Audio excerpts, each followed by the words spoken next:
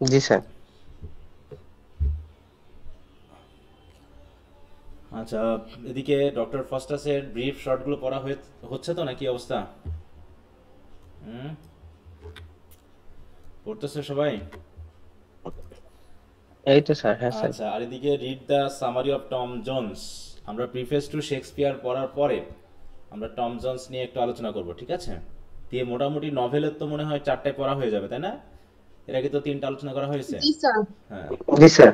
আচ্ছা। হ্যাঁ স্যার। হ্যাঁ, তাহলে আমি এই পেপারটাকে শেষ করে দিয়ে কোশ্চেন আনসারগুলো দিয়ে দেবো, কারণ আমাদের আহ, এই যে এখানে তো Duchess of Malfi, Way of the World, Doctor Faustus, এগুলোরই মোটামুটি ব্রড কোশ্চেনটা হয়তো রেডি হয়ে গেছে, দিয়ে দিব। তাহলে এটাকে রেডি হয়ে যাবে। আমাদের নভেলের শুধু মনে অরণ্যকে দেওয়া হয়েছে, তাই না, কোশ্চেন আনসার? জি স্যার। জি স্যার। হ্যাঁ স্যার। তাহলে ওগুলো ওইটা ধরে ওটাকে শেষ করে ফেলবো। এরপর আমরা মোটামুটি এখানে আমাদের কয়টা ক্রিটিসিজম রয়েছে? চারটা না পাঁচটা? ভুলে গেলাম। পাঁচটা মনে হয়, না? এখনো বায়োগ্রাফিয়াল, লিটারেরি আছে, লিরিক্যাল ব্যালেন্স আছে। হ্যাঁ। আচ্ছা, apological poetry, preface to Shakespeare, দুটো হবে। Preface to Lyrical Ballads and Biographia literary.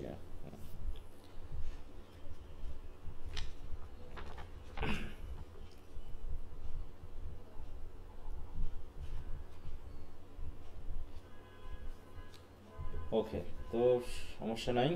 আমরা তাহলে এক একটা করে এভাবে শেষ করবো। আমি ক্রিটিসিজমটা একবারে শেষ করে যাব, হ্যাঁ? টম জন্সের পর আবার ক্রিটিসিজমে ফিরে আসবো, ঠিক আছে? দিয়ে ওইটা শেষ করে যাব। এখন যেটা দিতে হবে, মানে ওদিকে দুইটা আছে যেখান থেকে আমাদের একটু কম পড়া হয়েছে, দুইটা। হুম। আচ্ছা, ওকে, তাহলে আমরা পড়াটা শুরু করি। আর কোশ্চেন আনসার যেগুলো দিচ্ছি একটু দ্রুত পড়ে ফেলবা সবাই, ঠিক আছে? দ্রুত পড়ে ফেলবা। Okay sir.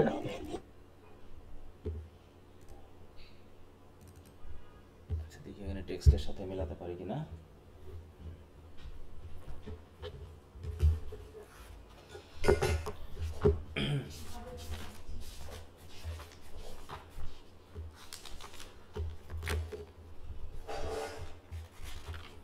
আচ্ছা, তাহলে আমরা পড়েছি মোটামুটি পজিটিভ দিকগুলো, তাই তো? আজকে আমরা ফল্টস বা ডিমেরিটগুলো দেখবো, তাই না? জি স্যার। হ্যাঁ স্যার। আচ্ছা, উইকনেস গুলো। তাহলে একটু আশা করি তোমরা রিভিশন দিয়েছো যে তার পজিটিভিটিগুলো কী কী। বিশেষ করে সামারি থেকে পড়বা, তাহলে ওখানকার টাইটেলগুলো দেওয়া আছে, টেক্সটগুলো একটু দেখার চেষ্টা করবা, তার সাথে সামারিগুলো একটু পড়ার চেষ্টা করবা। হ্যাঁ, আমাদের যেহেতু একটু দ্রুত যেতে হবে, সামনে আর একটা ক্লাসে যদি আমরা পারি শেষ করে ফেলবো। আজকে দেখি আমরা ফলটা শেষ করতে পারি কিনা। আমাদের আবার কলেজে যেতে হবে, শিক্ষক দিবস উদযাপন আছে কলেজে। আমাদের একবার এক একটা দিবসের বিশেষ বিশেষ চাহিদা হয়, ঠিক আছে? আমরা কোনো কিছুতেই মানে স্থির না, বুঝতে পারছো? আমরা দিন যায় দিন আসে, দিবসও চেঞ্জ হয়, দিবসও আসে। আমাদের আমাদের জীবনটা চলে সরকারের সাথে, হ্যাঁ? যে যেমন সরকার থাকে সেই অনুসারে আমাদের কার্যক্রম চলে। এই জন্যই সমস্যাগুলো, একটা স্থির কোনো ব্যাপার নেই। ওকে, তাহলে ফল্টস অর ডিমেরিটস, এগুলো আমরা একটু পড়া শুরু করি। দেখো, প্রথমে আমরা কিছু টেক্সট পড়বো, তারপর আমরা শেষের দিকে গিয়ে একটু চেষ্টা করব সামারি থেকে এটা শেষ করতে। তাহলে আমরা বেশ কিছু এক্সিলেন্স পেয়েছি, তাই না? হুম। সবাই কি একদম পারফেক্ট মানুষ বলে কোনো মানুষ আছে পৃথিবীতে, যে তুমি একজন পারফেক্ট মানুষের আশা করবা? এটা জি কি স্যার। সম্ভব? না স্যার। হুম। এটা কখনোই সম্ভব না। এমনকি তুমি যদি পারফেক্ট হও, তুমি কি সবার কাছে ভালো হতে পারবা? তুমি যদি নিজে পারফেক্টও হও, তোমার কি সবার কাছে ভালো হওয়া সম্ভব? না স্যার। ভালো না হওয়া সম্ভব স্যার। না, কারণ হচ্ছে সবাই তার নিজের মতো করে কাউকে চাই। হুম। তাহলে সবাই যদি ভালো হতো এবং সবাই যদি ভালোটাই ভাবতো, তাহলে এত দুর্নীতি, এত খুনাখুনি, হ্যাঁ, এত ধর্ম মনে হয় না পৃথিবীতে থাকতো। যদি মানুষ ভালো হতো, তাহলে কি পৃথিবীতে কোনো ধর্ম থাকতো? বলো তো, এরকম করে এতগুলো যে ধর্ম আছে, ধর্ম থাকতো? নাকি ধর্মের প্রয়োজনই ছিল না যদি মানুষ ভালো হতো? নাকি, কি মনে জি হয়? স্যার। হুম। আমার মনে হয় কোনো ধর্মই থাকতো না যদি পৃথিবীতে মানুষ ভালো হতো পশু পাখির মতো, কারণ পশু পাখি কি যেটা করে সেটা তার প্রয়োজনে করে, তার অকারণে কোনো কাজ করে না। আর আমরা মানুষেরা অপ্রয়োজনীয় কাজগুলো করে সমাজে বিশৃঙ্খলা সৃষ্টি করি। তো সেই হিসাবে বলা যায় যে আমরা যেহেতু পারফেক্ট নই, সো ফল্ট থাকতেই পারে, হ্যাঁ, দুর্বলতা থাকতেই পারে, ঘাটতি থাকতেই পারে। তো যে বিষয়টা আমাদেরকে খেয়াল করতে হবে সেটা হলো যে আমরা যাতে ফল্টটাকে মানিয়ে কারো ভালো গুণাবলীগুলোকে অর্জন করতে পারি, এবং ফল্ট আমরা ব্যক্তিগতভাবে যাতে আমরা ফল্টের পরিমাণটা কম করি। এই তো তাহলে দেখো, Shakespeare with his excellencies has likewise faults, তারও ফল্ট আছে। এটা কি আমি সিম্পলিফাইড ভার্সন পড়ছি না টেক্সট পড়ছি? না, ঠিক আছে, টেক্সটই আছে, টেক্সট আছে। ঠিক স্যার।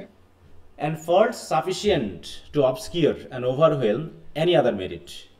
এমনকি কিছু কিছু ফল্ট আছে যেগুলো আমাদের কোনো মেরিট থাকলে সেই মেরিটটাকে অবস্কিওর করে দিতে পারে, নষ্ট করে দিতে পারে, দুর্বল করে দিতে পারে। হ্যাঁ, যেমন একটা কথা আছে না যে দুধের ভিতর একটু যদি চোনা বলে যেটাকে, হ্যাঁ, মূত্র নাকি গরুর, সেটা পড়লে, এক ফোঁটা পড়লেও কি দুধটা কি কি হয়ে যায়? হারাম হয়ে যাবে, সেটা খারাপ হয়ে যায়। হ্যাঁ, তাহলে কিভাবে হবে? এই যে একটা নিউজ দেখলাম আমাদের ফেসবুকে, বুঝতে পারছো, এই যে এখনই দিল একজন, যে আমাদের বিশপ থাকে, বুঝতে পারছো, সারা বাংলাদেশের একজন প্রধান বিশপ থাকে, আর 3টা এরকম ইয়া রয়েছে, ডায়োসিস রয়েছে। ডায়োসিস মানে হচ্ছে যেমন হচ্ছে আমাদের জেলা না, যেমন জেলা, তেমনি কোনো একটা চার্চের অধীনে যে ভাগগুলো থাকে সেটাকে বলা হয় ডায়োসিস। তো কোনো এক ডায়োসিসের বিশপ মিশনের বা চার্চের টাকা দিয়ে তার মেয়ের স্কুলে যাওয়া আসার জন্য গাড়ি কিনে দিয়েছে, বুঝতে পারছো? They are leading life like the president.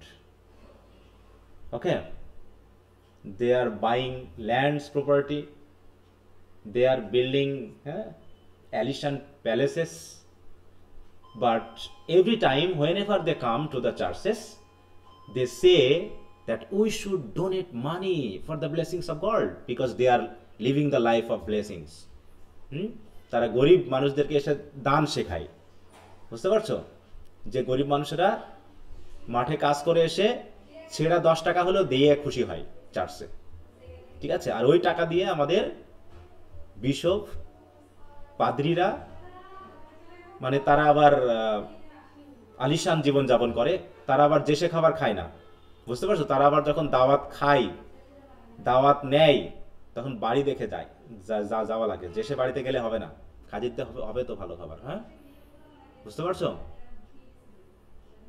তো এই হচ্ছে আমাদের অবস্থা। তো যাই হোক, তাই বলতেছে যে ভালো কিছু দরকার আছে, কিন্তু ফল্ট থাকলে তার খারাপ ভালোগুলো নষ্ট হয়ে যাবে। কিন্তু I shall show them in the proportion in which they appear to me. তাই বলতেছে আমিও শেক্সপিয়ার সম্পর্কে সেই পরিমাণ ফল্ট দেখাবো যেগুলো আমার কাছে মনে হয়েছে, they appear to me without envious malignity or superstitious veneration. হ্যাঁ, যে কোন রকম হিংসা বিদ্বেষ নিয়ে নয় বা কোন রকম ভুল ধারণা নিয়ে নয়, বরং আমি কি করছি, যেগুলো আমার কাছে যে ফল্টগুলো ধরা পড়েছে আমি সেই ফল্টগুলোই মেইনলি তুলে ধরছি, ঠিক আছে? No question can be more innocently discussed than a dead poet's pretensions to renown, and little reward is due to that biography which sets candor higher than truth. আচ্ছা, আমি একটু আসছি। হ্যাঁ,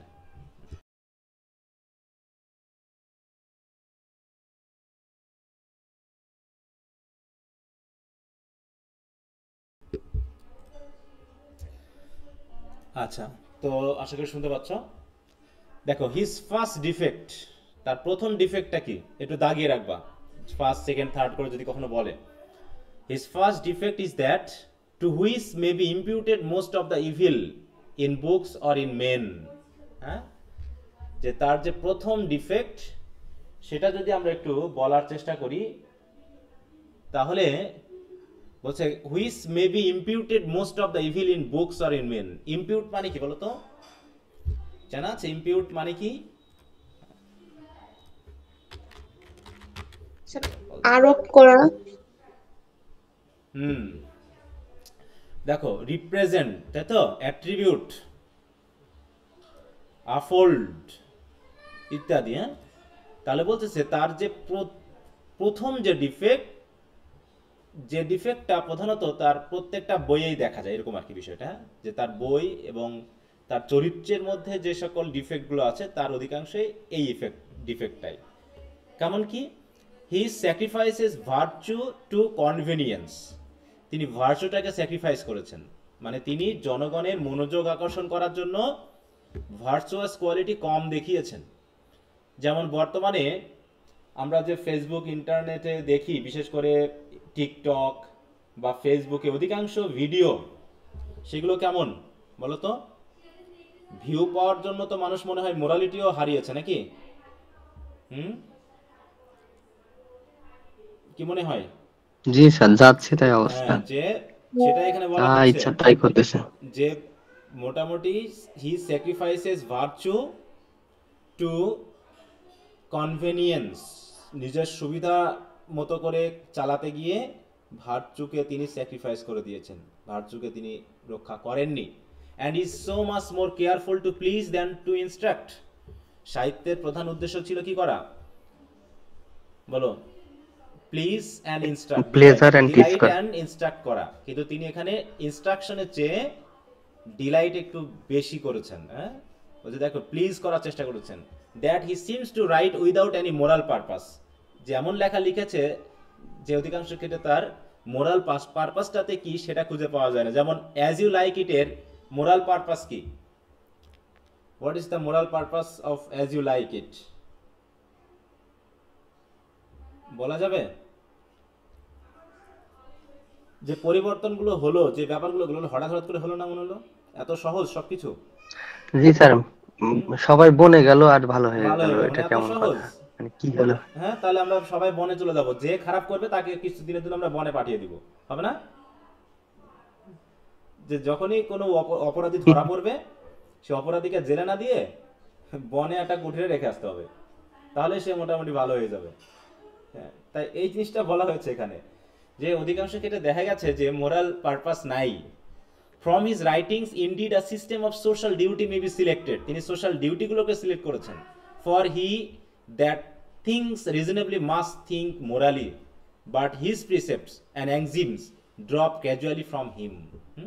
তাই বলছে যে তার রাইটিং থেকে যদি আমরা বিবেচনা করি, for he that things reasonably must think morally, মানে একজন ব্যক্তি যখন সামাজিক ডিউটি বা এগুলোর কথা ভাববে তখন অবশ্যই তাকে চিন্তা করতে হলে মোরালি চিন্তা ভাবনা করতে হবে, তাই না? কিন্তু দেখা যাচ্ছে তার কাছ থেকে এই মোরাল বিষয়টা কেমন জানি ড্রপ করে গেছে, পড়ে গেছে। He makes no just distribution of good and evil. তিনি গুড অ্যান্ড ইভিলের কোনো জাস্ট ডিস্ট্রিবিউশন করেননি। যেমন অ্যাজ ইউ লাইক ইটে যে ধরনের খারাপ মানুষ ছিল, হ্যাঁ, অলিভার, ডিউক ফ্রেডরিক, তারা তো কোনো শাস্তিই পাইল না, তাই না? হঠাৎ করে ক্ষমা করা হলো না, অনেকটা ওই ভারতের বাংলা সিরিয়ালের মতো, যে ইয়াগুলো থাকে, হিরোইনগুলো থাকে, তারা এত ভালো হয় যে অপরাধটা চোখের সামনে ঘটলেও তারা ক্ষমা করে দেয়, বুঝো না? কিন্তু বাস্তব জীবনে কি এমন বলো? সে দেখতেছে অপরাধটা কে করছে, তারপরে তাকে ক্ষমা করে দিচ্ছে, এত ভালো। আর যে খারাপ সে তো জনমের খারাপ, এইভাবে দেখানো হয়। তাই বলছে he makes no just distribution of good and evil, nor is always careful to show in the virtuous or disapprobation of the wicked.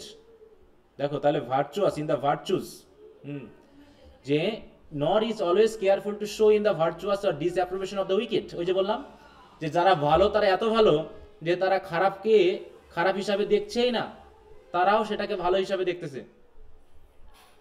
He carries his persons indifferently through right and wrong, মানে তার যে ক্যারেক্টারগুলো, পার্সনগুলো, তারা যেন right রং বুঝেই না, যা খুশি তাই করে। অ্যান্ড অ্যাট দ্য ক্লোজ, যেমন হচ্ছে কিং লিয়ার যখন আমরা পড়বো দেখবো যে তিনি একদম শেষ মানে শেষ সমস্যায় না পড়া পর্যন্ত তিনি সবাইকে সমানভাবে দেখছেন, যদিও বারবার সাবধান করা হচ্ছে।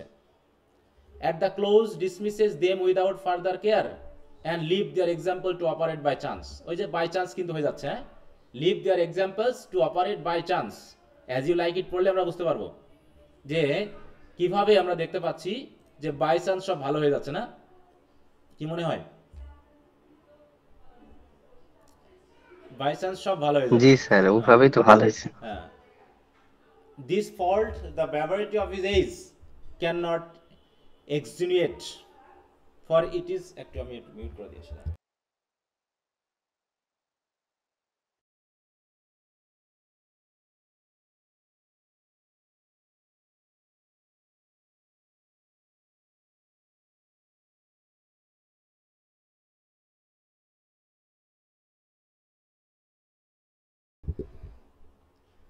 হ্যাঁ, তারপর কি বলছে, কোথায় কোথায় কোথায়, হ্যাঁ, for it is always a writer's duty to make the world better and justice is a virtue dependent on time and place.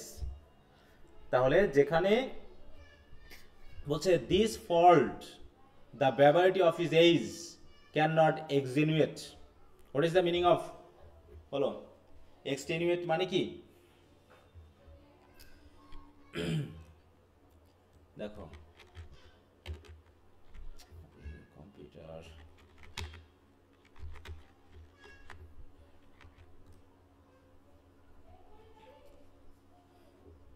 দেখো কোনো কিছুকে দুর্বল করে তোলা, দেখো কজ, বিশেষ করে কোনো অপরাধকে টু সিম লেস সিরিয়াস, হ্যাঁ, মানে হচ্ছে মিটিগেট, কমিয়ে দেওয়া, সিরিয়াস হিসেবে না ভাবা। তাই বলছে this fault the barbarity of his age can not এক্সটেনুয়েট।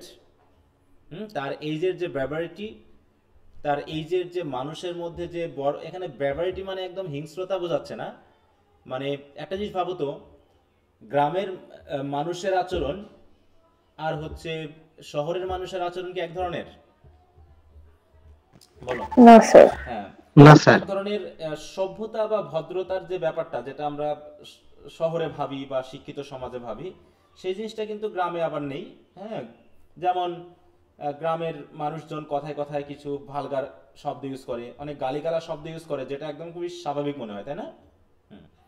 খুবই স্বাভাবিক মনে হয়, কিন্তু শহরে আবার শিক্ষিত সমাজে এগুলোকে খুব একটা ব্যবহার করা হয় না। এই ক্ষেত্রে কথাটা বলা হয়েছে যে কিছু কিছু সময়ে কিছু কিছু ব্যাপার রয়েছে যেগুলো মানে ওই এজের দোষ, ঠিক আছে, ওই এজের দোষ, ওই এজের মানুষগুলো হয়তো এরকম ছিল, এই কারণেই তারা এইভাবে চলেছে। তাই বলছে for it is always writer's duty to make the world better and justice is a virtue independent on time and place. তাই বলছে জাস্টিস হচ্ছে টাইম অ্যান্ড প্লেস বিবেচনা করে হয় না, এটা সবসময় একই রকম হয়, এটা ইন্ডিপেন্ডেন্ট, এবং রাইটারের ডিউটি হচ্ছে ওয়ার্ল্ডকে কীভাবে বেটার করা যায় সেটা নিয়ে ভাবা। কিন্তু যদি এমনটা ভাবা হয় যে শুধু বিনোদনই দেওয়া গেছে, সেখানে কোনো ইনস্ট্রাকশন নাই, কোনো টিচিং নাই, তাহলে সেটা তো ভালো লিটারেচারের মধ্যে পড়তে পারে না। The plots are often so loosely, এবার সেকেন্ড আসতেছে, দেখো তাহলে ফার্স্ট হলো কি, তার ফল্ট, ফার্স্ট ফল্ট কি, যে হি স্যাক্রিফাইসেস ভার্সু টু কনভিনিয়েন্স, এই জায়গাটা দাগিয়ে রাখবা। তারপর হচ্ছে the plots are often so loosely formed that a very slight consideration may improve them, মানে তার প্লটগুলো এত লুজলি, মানে এত কেয়ারলেসলি, মানে একটার সাথে একটা লিঙ্ক লাগানো হয়েছে, যদি একটু বিবেচনা করতো তাহলে এগুলোকে ইমপ্রুভ করা যেত। তাই বলছে যে a very slight consideration may improve them and so carelessly pursued, এবং তিনি তার কাহিনীগুলোকে এত কেয়ারলেসলি মানে তিনি পার্সু করেছেন বা অ্যাড করেছেন বা কম্পোজ করেছেন, that he seems not always fully to comprehend his own design, যে তিনি আসলে কি ডিজাইন করতে গিয়ে কি করছেন এটা যেন তিনি বুঝতেই পারেননি, তিনি একদম কেয়ারফুল না এই বিষয়ে। He omits opportunities of instruction or delighting which the train of his story seems to force upon him. তাই বলছে he omits opportunities of instructing and delighting, মানে আমাদের সাহিত্যে দুটা উদ্দেশ্য, হ্যাঁ, ইনস্ট্রাকশন অ্যান্ড ডিলাইট, এই দুটার জায়গাকে তিনি অমিট করে ফেলেছেন। তাই বলতেছে যে which the train of his story seems to force upon হিম, বরং তিনি যেগুলো দিয়েছেন সেগুলো গল্পের কাহিনী আসতে গিয়ে যেটুকু হয়েছে ততটুকুই, তিনি কোনো ইনস্ট্রাকশন বা ডিলাইট জোর করে দেওয়ার চেষ্টা করেননি বা কেয়ারফুল ছিলেন, and apparently rejects those exhibitions which would be more affecting for the sake of those which are more easy. তাহলে তিনি সেইগুলোকে কি করেছেন, স্যাক্রিফাইস করেছেন, রিজেক্ট করে গেছেন শুধুমাত্র ইজি করার জন্য, for the sake of those which are more easy. তিনি ইজি বিষয়গুলোকে এনেছেন, কঠিন বিষয়গুলোকে রিজেক্ট করে গেছেন। অথচ ওই রিজেকশনের ব্যাপার যেগুলো ঘটেছে সেগুলো যদি অ্যাড করা যেত তাহলে হয়তোবা তার লেসনগুলো আরো বেশি ইনস্ট্রাকটিভ এবং ডিলাইটফুল হতো রিডারদের কাছে। তাহলে হলো কি, তিনি তার প্লটগুলো হচ্ছে কি লুজলি ফর্মড। হ্যাঁ, it may be observe that in many of his place the latter part is evidently neglected. তার প্রথম দিকের কাহিনীগুলো যতটুকু মানে করা হয়েছে, সুন্দর করে বর্ণনা করা হয়েছে, শেষের দিকে গিয়ে দেখা যাচ্ছে খুব তাড়াতাড়ি করছেন। যেমন অ্যাজ ইউ লাইক ইট, মনে হচ্ছে না খুব তাড়াতাড়ি হয়ে গেল সবকিছু শেষের দিকে। এক্সটেনশনটা ছিল প্রথম দিকে, কাহিনীর যে একটা লেন্থ ছিল, শেষের দিকে দেখা গেল কাহিনীগুলো খুব দ্রুত যেন সমাধান হয়ে গেল। তাই বলছে when he found himself near the end of his work and in view of his reward he shortened the labor to snatch the profit। মানে অনেক সময় সেই মানে কোনো মানে নিয়োগ করা, কামলা নিয়োগ করলে যেমনটা হয়, যে প্রথম দিকে সে খুব ভালোই ধীরে সুস্থে কাজ করে, শেষে গিয়ে খুব তাড়াহুড়ো করে, ঠিক লোকাল বাসের মতো। লোকাল বাসে প্রথম দিকে খুব ধীরে যায়, জনগণ তুলতে থাকে, তারপর শেষের দিকে এত জোরে যায় যে যেখানে নামানোর দরকার সেখানে বাস ঠিক মতো না থামিয়েই বাস চলন্ত অবস্থায় যাত্রী নামিয়ে দিয়ে চলে যাচ্ছে। এরকম আর কি অবস্থা। তাই বলছে when he found himself near the end of his work and in view of his reward, তিনি দেখে বলছেন যে আমি তো খুব রিওয়ার্ডটা খুব তাড়াতাড়ি পেয়ে গেছি। he shortened the labor to snatch the profit। প্রফিটটা নেওয়ার জন্য কাজ বাদ দিয়ে দ্রুত মজুরি নিয়ে চলে যাচ্ছে, এরকম আর কি ব্যাপারটা। he therefore remits his effort where he should most vigorously exert them। যেখানে আরো লম্বা করা ছিল, বড় করে দেওয়া উচিত ছিল, সেখানে তিনি ছোট করে ফেলেছেন। and his catastrophe is improbably produced or imperfectly represented। এই জন্য তার ক্যাটাস্ট্রফিগুলো, যেমন হচ্ছে আমরা দেখলাম ডিউক ফ্রেডরিক বা অলিভারের যে পরিবর্তনগুলো, সেগুলো ইমপ্রবাবলি প্রডিউস। কেমন করে হলো আমরা বুঝলামই না, যে ভালো হয়ে গেল, একজন মানুষ বনে ঢুকলো আর এক সাধুর সাথে দেখা হয়ে ভালো হয়ে গেল, তাহলে সাধুর সাথে কি এ পর্যন্ত তার দেখা হয়নি কখনো? অ্যান্ড ইমপারফেক্টলি রিপ্রেজেন্টেড, এটাকে পারফেক্ট মনে হচ্ছে না, এটা কখনো ঘটতেই পারে না যে হঠাৎ করে একজন ভালো হয়ে গেল। আর আমাদের রোজালিন্ড, সে একজন মেয়ে ছেলে সেজে আছে, এটা কি গলার ভয়েসও কি বোঝা যাবে না নাকি বলো তো? তার হাঁটা, তাই না, তারপরে তার গলার ভয়েস, তার তাকানো, এগুলো দিয়ে কি বোঝা যাবে না যে সে ছেলে? কিন্তু সে সাবলীল ভাবে কথা বলে যাচ্ছে। লুকাতে চাইলে লুকিয়ে থাকতে হবে, সাবলীল ভাবে কথা বললে তো যে কোনো সময় ধরা পড়ে যেতে পারে। কিন্তু এমন ভাবে দেখানো হলো যে শেষ পর্যন্ত তার বাবাও চিন্তা পারলো না তাকে। এমনটা হতে পারে? বলো, সে তার মুখোশ পরেনি, সে ডিসগাইজ সাজছে ঠিক আছে, কিন্তু মুখোশ তো পরেনি, শুধু ছেলেদের ড্রেস পরেছে। তাহলে এই যে জায়গাগুলো, এইগুলো হচ্ছে তার ফল্ট। তারপর এটা গেল, তার হচ্ছে কি, যে তিনি খুব দ্রুত শেষ করেছেন। He had no regard to distinction of time and place. Time and place নিয়ে তো তার কোনো ডিস্টিংশনই নাই, কখন কি ঘটছে। But gives to no one age or nation without scruple the customs institution opinion of another. তিনি এক দেশের কাস্টম আর এক দেশে চালিয়ে দিচ্ছেন। বলো, ভারতের কালচার কি আর বাংলাদেশে চলবে? আর বাংলাদেশের কালচার কি ইউরোপে চলবে? আর জাপানি কালচার কি আর চলবে না তো? কিন্তু তিনি যেখানে মানে একটা অ্যাড করে, যেখানে যা পেয়েছেন সেগুলোকে জোড়া তালে মেরে একটা নাটক তৈরি করার চেষ্টা করেছে। তাই বলছে, he had no regard to distinction of time and place but gives to one age or nation without scruple, মানে কোনো রকম চিন্তা ভাবনা না করেই অন্যজনের কাস্টম দিয়ে দিচ্ছে। The customs, institutions and opinions of another at the expense of not only of likelihood but of possibility. মানে লাইকলিহুড তো দূরের কথা, পসিবল না তাও দিয়ে দিচ্ছে। This faults Pope has endeavoured, এই ফল্টগুলো পোপ তুলে ধরেছে, with more zeal than judgement to transfer to his imagined interpolators. What is the meaning of interpolators জানা আছে?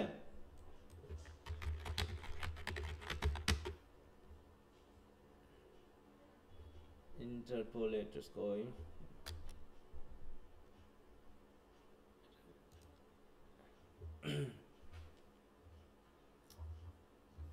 আচ্ছা, এটা আসতেছে কারণ সায়েন্টিফিক।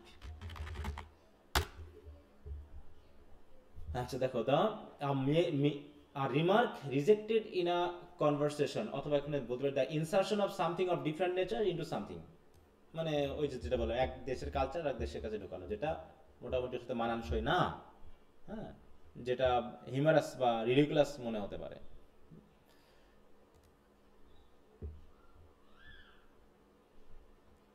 ওকে, তারপরে কোথায় গেলাম? আচ্ছা, pope, we need not wonder to find hectare coating Aristotle.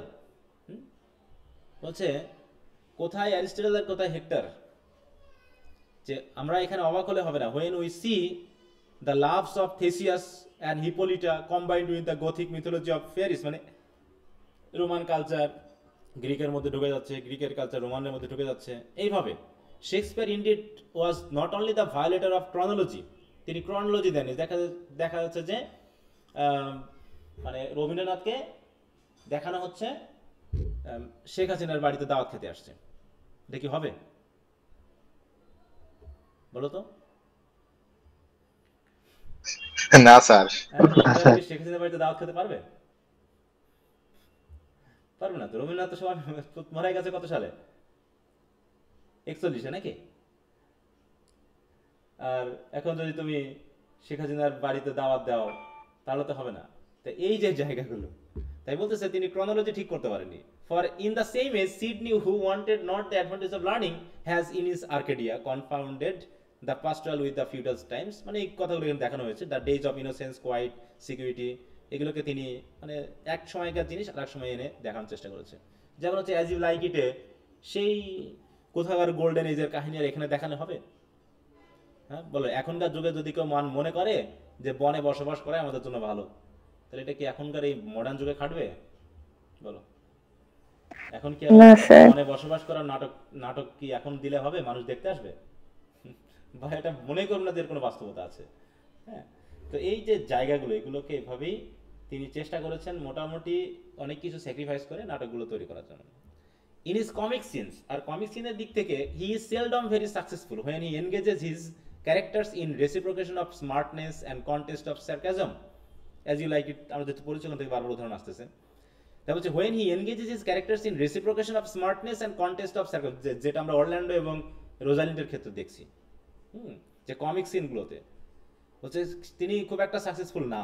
There জেস্টস R commonly gross, বিশেষ করে টাস্টন এবং অড্রের যে কথাগুলো, তারপরে হচ্ছে তোমার এগুলোতে মনে হচ্ছে জানো কি আজগুবি কথা, মানে পড়তে গিয়ে আমার বিরক্ত লাগছে কিছু কিছু জায়গাতে, যেগুলো অযথা আনার কি দরকার ছিল।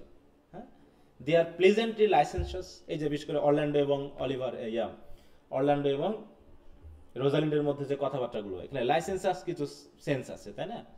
Neither his gentlemen nor his ladies have much delicacy, nor are sufficiently distinguished from his clowns by any appearance of refined manners. যে রোজালিন্ড আর অরল্যান্ডো কি একরকমের আচরণের হবে বলো? বা টাস্টনকে ডিউক ফেডরিকের আচরণ দেখালে হবে? কিন্তু নাটকগুলো পড়ে আমরা খুব ডিফারেন্স খুঁজে পাইনি তাদের কথাবার্তার লেন্থ সবার একই রকমের, সবাই যেন বুদ্ধিমান ওই জায়গায়। হ্যাঁ, সবাই বুদ্ধি ঝাড়তেছে। ওখানে কি সবাই বুদ্ধি ঝাড়তে পারবে? কিন্তু দেখে মনে হচ্ছে সবগুলো কথা শেক্সপিয়ারের। একটা স্টেজ অনুসারে যে কথার, হ্যাঁ, মানে ভালগারিটির ব্যাপার, তারপর হচ্ছে মডিফিকেশনের ব্যাপার, হ্যাঁ, এই ব্যাপারগুলো যেন সব একই রকম হয়ে গেছে। তাই বলছে যে তিনি ডিস্টিংগুইশ করতে পারেননি। nor are sufficient distinguished from his clowns by any appearance of refined manners.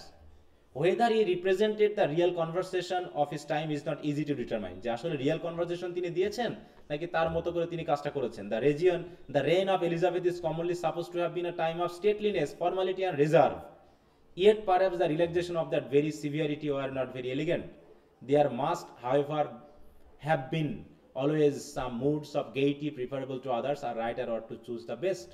মানে তার দেখে মনে হচ্ছে যে সে এলিজাবেথের আমলে বা শাসন আমলে মানুষের মধ্যে যে একটা ফর্মালিটি ছিল, তাই তো, একটা রিজার্ভ ভাব ছিল, একটা রাজকীয় একটা ভাব ছিল, সেই জিনিসগুলোকে তিনি হয়তো দেখানোর চেষ্টা করেছেন। কিন্তু দেখাতে গিয়ে এত সিভিয়ার হলে তো হবে না, কারণ সিভিয়ারিটি সবসময় এলিগেন্ট নয়, হ্যাঁ, সবসময় ভালো নয়, কিছুটা হলেও তো নর্মাল একটা সিচুয়েশনে আসতে হবে। In tragedy, his performances seems constantly to be worse as his labor is more. আর ট্র্যাজেডি লিখতে গিয়ে তো তিনি পরিশ্রম বেশি করে ফেলেছেন, আর বেশি করতে গিয়ে তার পারফরমেন্সটা অনেকখানি ওর্স হয়ে গেছে বলা হচ্ছে, মানে একদম বেশি খারাপ হয়ে গেছে। দ্য ইফিউশনস অফ প্যাশন, যেমন হচ্ছে হঠাৎ করে দেখা গেল কি অথেলো মানে হিংসা করে, ঈর্ষা করে তার বউকে বালিশ চাপা দিয়ে মেরে দিল।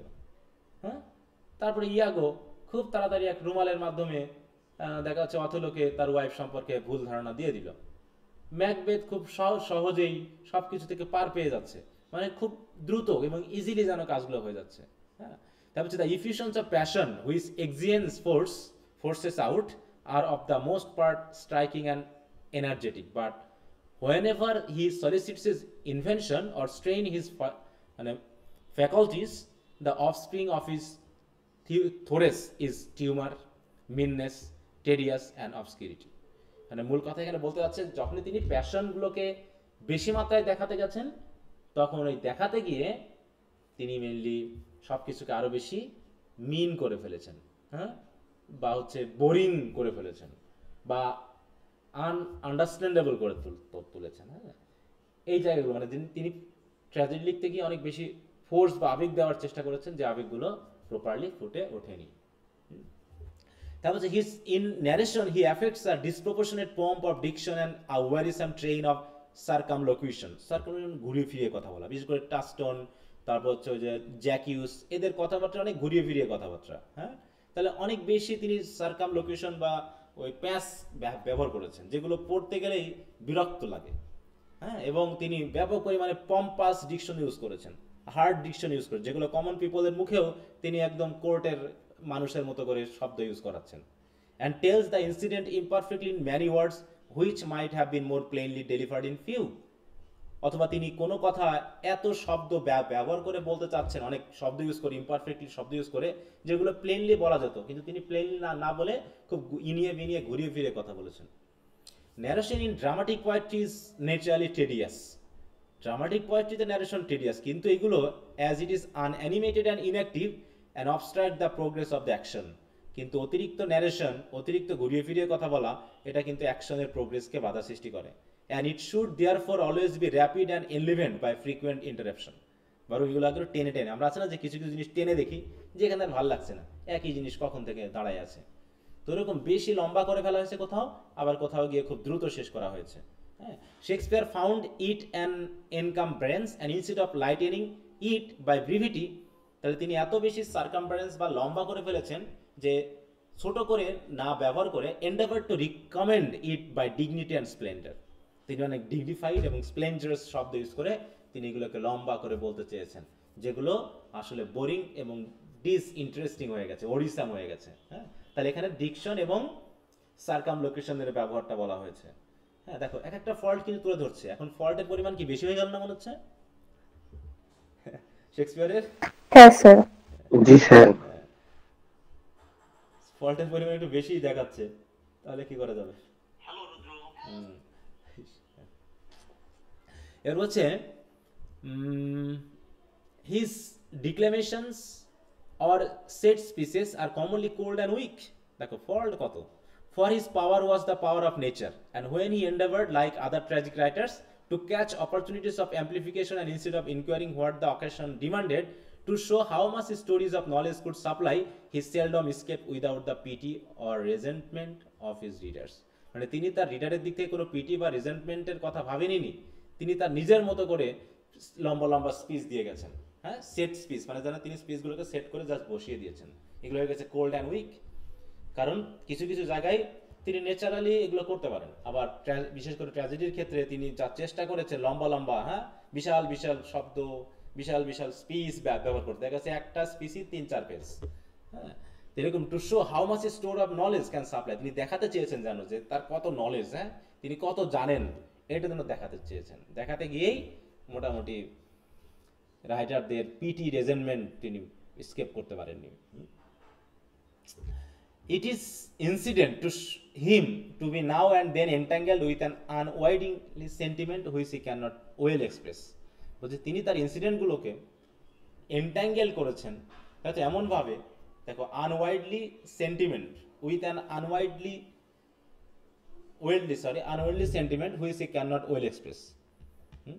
মানে তিনি কিছু সেন্টিমেন্ট অ্যাড করতে চেয়েছেন, এক্সপ্রেসও করতে পারেননি, উইল নট রিজেক্ট, তিনি রিজেক্টও করতে পারেননি। He struggles with it a while, তিনি যেন মানে জোড়াতে লাগাতে গিয়ে খুব কষ্ট করে ফেলেছেন। অ্যান্ড ইফ ইট কন্টিনিউ স্ট্রাবর্নি, আর জোর করে যখন তিনি কন্টিনিউ করতে গেছেন, comprises it in words such as occur and leaves it to be disentangled and involved. evolved by those who have more leisure to bestow upon it. মানে মূল কথা হলো যে জোর করে কোনো কাজ করতে গেলে যা হয় আর কি, হ্যাঁ, যে একটার সাথে আরেকটা লাগাতে গিয়ে এমন বিশ্রী অবস্থা হয়ে গেছে যে ট্যাঙ্গেলড করতে গিয়ে ডিসট্যাঙ্গেলড হয়ে গেছে, হ্যাঁ, মানে জোড়া লাগেনি, বোঝা যাচ্ছে যে এখানে জোড়া তালিটা বোঝা যাচ্ছে, খুব সুন্দর করে মসৃণ করে স্মুথ করে কাজটা করা হয়নি, হ্যাঁ। তা হচ্ছে not that always where the language is intricate the thought is subtle. আবার এমনটাও ঘটেছে যে তিনি ল্যাঙ্গুয়েজ যেভাবে ব্যবহার করেছেন সেই হিসাবে ওই ল্যাঙ্গুয়েজের মাধ্যমে ওই থটটা সেভাবে ফুটে ওঠেনি। Or the image always great where the line is পালকি, হ্যাঁ, অথবা যেখানে লাইন মানে মনে করো 10 পাতা লিখছে, 10 পাতা লিখছে একই জিনিস নিয়ে বিনিয়ে, ইমেজটা হয়তো দেখা যাচ্ছে তুলে ধরার জন্য অত শব্দের প্রয়োজন ছিল না। বাল্কি মানে কি অনেক অনেক প্রচুর শব্দ। The equality of words two things is very often neglected, মানে ইকুয়ালিটি অফ ওয়ার্ডস মানে কি যে জিনিসটার সাথে যে কয়টা ওয়ার্ড যায় এরকমটা হয়নি। যেখানে বেশি ওয়ার্ড দরকার সেখানে খুব কম ওয়ার্ড ইউজ করেছেন, বা যেখানে কম ওয়ার্ড দরকার সেখানে খুব বেশি ওয়ার্ড ইউজ করে তিনি বলার চেষ্টা করেছেন। এমনকি trivial sentiment and vulgar ideas disappoint the attention, এবং তিনি তার আলোচনার মাধ্যমে ট্রিভিয়াল সেন্টিমেন্ট ভালগার আইডিয়াগুলো এমনভাবে তুলে ধরেছেন যে আমাদের অ্যাটেনশনকে পর্যন্ত ডিসঅ্যাপয়েন্ট করে দিচ্ছে, মানে মনোযোগ দিতে যাচ্ছি কিছুক্ষণ পরার পর আর ভালো লাগছে না। To which they are recommended by sonorous epithets and swelling figures, যেখানে তিনি বিভিন্ন ধরনের এপিটেট ইউজ করেছেন, ফিগার ইউজ করেছেন, সিমিলি, মেটাফোর, কারো কোটেশন, অ্যালুশন, এসব ইউজ করে মোটামুটি তিনি আমাদের অ্যাটেনশনটার গোষ্ঠী উদ্ধার করে দিয়েছেন। কিছুক্ষণ পর আর ভালো লাগছে না, কি পড়ছি না পড়ছি একই কথা কি বলতেছে, হ্যাঁ, অপ্রয়োজনীয় কথা এনে মানে ভরে তুলছে, শুধু নাটকটা লম্বা করছে, এরকম এক বিষয়গুলো কিন্তু। But the admirers of this great poet have most reason to complain when he approaches nearest to his highest excellence, and seems fully resolved to sink them in dejection and mollify them with tender emotions by the fall of greatness, the danger of innocence, and the crosses of love. বলছে কি এমনকি তার অ্যাডমায়ারাররাও যদি মনে করে তাদেরও যথেষ্ট reason আছে কমপ্লেন করার। কিসের কমপ্লেন? যে when he approaches nearest to his highest excellence, মানে তিনি মোটামুটি হাইয়েস্ট এক্সিলেন্সের কাছে গিয়ে পৌঁছাইছেন, মোটামুটি কাছাকাছি গিয়েই হেরে গেছেন, হ্যাঁ। Seems fully resolved to sink them in dejection and mollify, মানে তিনি মোটামুটি যাচ্ছিলেন ভালোই যাচ্ছিলেন, রিডাররা পড়তে পড়তে ভালোই বোধ করতেছে, অমনি গিয়ে এক জায়গায় থপাস করে পড়ে গেছে, হ্যাঁ, এরকম আর কি, সে দৌড়ের মতো, যে মলিফাই দেম উইথ টেন্ডার ইমোশনস, মানে তিনি খুব ভালো ইমোশন দিয়ে যেতে যেতে হঠাৎ করে তিনি ডিজেকশন, হতাশা এবং আজে বাজে কিছু ইমোশন ঢুকিয়ে তার গ্রেটনেসটার গোষ্ঠী উদ্ধার করে দিয়েছেন, হ্যাঁ, দেখো fall of greatness, the danger of innocence বিষয়টাকে ডেঞ্জারে ফেলে দিয়েছেন, দ্য ক্রসেস অফ লাভ, হ্যাঁ, যেমন হঠাৎ করে অলিভার কোন ভাই ছিল বলো তো? অরল্যান্ডোর বড় না ছোট? অলিভার বড় স্যার, অলিভার ছিল বড়। আচ্ছা এখন বলো তো রোজালিন্ড আর সিলিয়ার মধ্যে কে বড় আর কে ছোট? Sir cilia. রোজালিন বড়। না স্যার রোজালিন। হ্যাঁ রোজালিন বড়, তাই তো, রোজালিন বড়, সিলিয়া ছোট। Okay very good.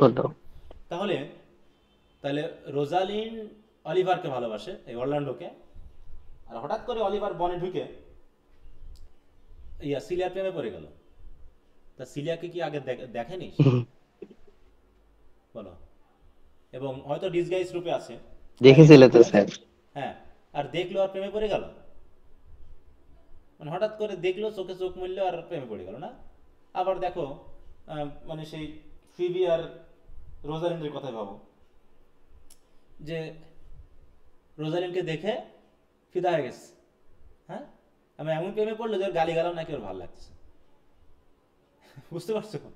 এবং রোজালিনের কথা সবাই শেষ পর্যন্ত মেনে নিল, সে এতই মানে সবার মনে এত প্রভাব বিস্তার করেছে যে শেষে গিয়ে সবকিছু সে একাই ঠিক করে ফেললো, পুরো কাহিনীগুলো সব একসাথে সে সমাধান করে দিল।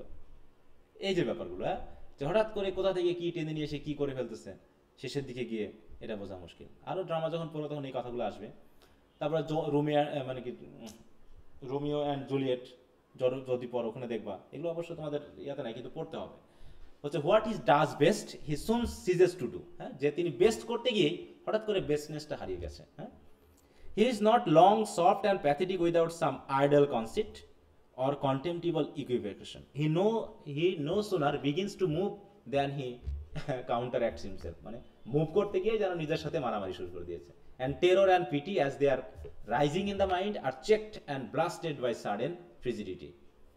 হঠাৎ করে ঠান্ডা হয়ে যাচ্ছে, হঠাৎ করে শান্ত হয়ে যাচ্ছে, হঠাৎ করে বেড়ে যাচ্ছে কিছু। তো এই যে জায়গাগুলো, এই জায়গাগুলো হচ্ছে তার একটা ফল্ট। তাই বলছে a quibble to is to Shakespeare what. আচ্ছা কি আমার লাইন ঠিক আছে তো? আমি কিন্তু বই খেয়াল করতেছি না, তোমরা একটু বলো কিন্তু যদি কোনো প্যারাগ্রাফটা মিস হয়ে যায়। নেট থেকে নেওয়া তো, কেটে কুটে থাকতে পারে। এটা হচ্ছে 200 কত 61 60 61 মিলতেছে তো নাকি? একটু না মিললে বলবা। জি স্যার। বইয়ের সাথে না মিললে জি স্যার।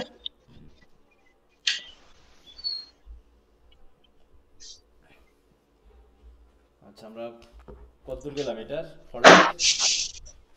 এটা কত প্যারাগ্রাফ পর্যন্ত চলছে বলো তো?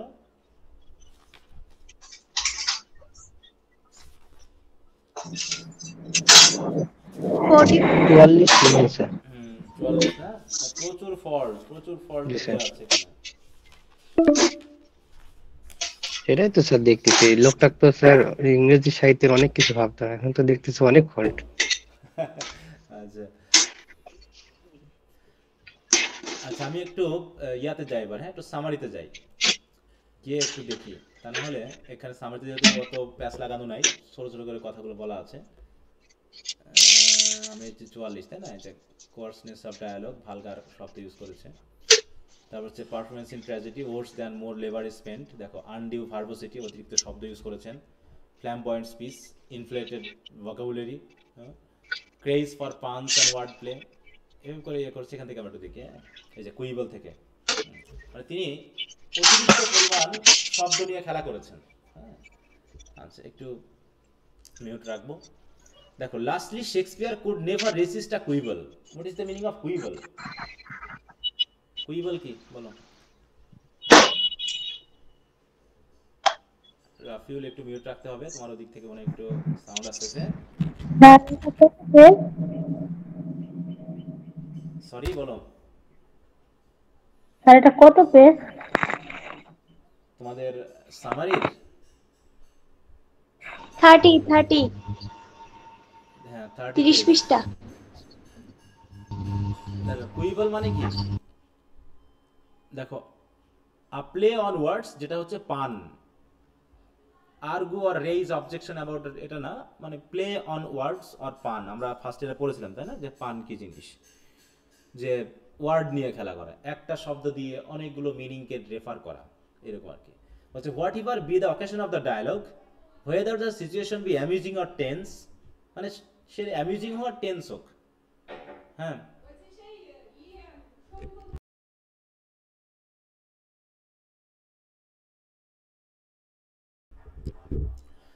তাই বলছে যে কি বলছে দেখো, Shakespeare seizes the opportunity of employing a pun, love of quibbling misled Shakespeare just as the will o' the wisps misled the traveller in marshy places. Will o' the wisp, বুঝছো এটা কি জিনিস? ট্রাভেলারদের মার্শি প্লেসে, মার্শি প্লেস মানে কি, মার্শি মানে কি?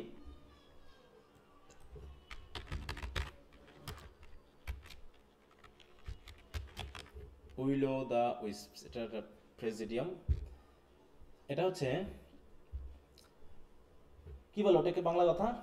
মরিচিক না, ভুলে গেলাম। ওই যে কবরস্থানে বা হচ্ছে বিভিন্ন ধরনের ডোবা নালাতে হঠাৎ করে আলো জ্বলে ওঠে ফসফরাসের কারণে। বাংলায় কি যেন বলে ওটাকে, মনে পড়, আলেয়া, ইয়েস ইয়েস আলেয়া। হ্যাঁ হঠাৎ করে জোনাকির মতো আলো জ্বলে ওঠে আবার বন্ধ হয়ে গেল। হ্যাঁ এরকম। আর এটা আরেকটা মিনিং হচ্ছে কি, যে ব্যক্তি বা বস্তু নাগাল এড়াইয়া যায় বা ছলনা করে, ভাব দেখিয়ে আবার সরে যায়। হ্যাঁ তো এরকম আর কি বিষয়টা, যে তিনি শেক্সপিয়ার ঠিক তাই করেছেন, যে তিনি কিছু বোঝাতে চেয়েছেন কিন্তু মুহূর্তের মধ্যে আলো নিভে গেছে। আর quibble is after all a trivial thing. তিনি গ্রেটনেস, মানে গ্রেট কোনো ড্রামাতে বা ট্র্যাজেডিতে তিনি এই কুইবল প্রকাশ করার চেষ্টা করেছেন। ওকে তা হচ্ছে but it has such a fascination for Shakespeare that he would sacrifice reason propriety and truth for its sake. তাই বলছে কিন্তু শেক্সপিয়ারের দিকে বোঝা গেছে কি যে তিনি এটার প্রতি এত ফ্যাসিনেটেড যে তিনি কি করেছেন, এটাকে খুবই জটিলভাবে ব্যবহার করার চেষ্টা করেছেন। হ্যাঁ, তিনি এটাকে খুবই ব্যবহার করার চেষ্টা করেছেন। তিনি এর জন্য ভালো কিছুকে স্যাক্রিফাইস করেছেন। দেখেন বলছে কি sacrifice reason propriety truth for its sake. It is to him like the golden apple. মনে আছে সেই গোল্ডেন অ্যাপেলের কথা? জি sir, Adams of apple sir, apple of discord. তাহলে সেই ঘটনাগুলো ঘটেছে। তো যাই হোক, তিনি মানে কি বলবো, আসলে এই যে ফল্টগুলো বের করতে পারার কথা কাদের বলো?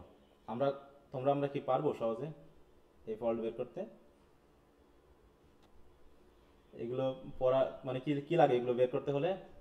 কোনো রাইটারের ক্রিটিসিজম করা, এটা কি মানে অল্প স্বল্প জ্ঞানের কথা না, তাই না?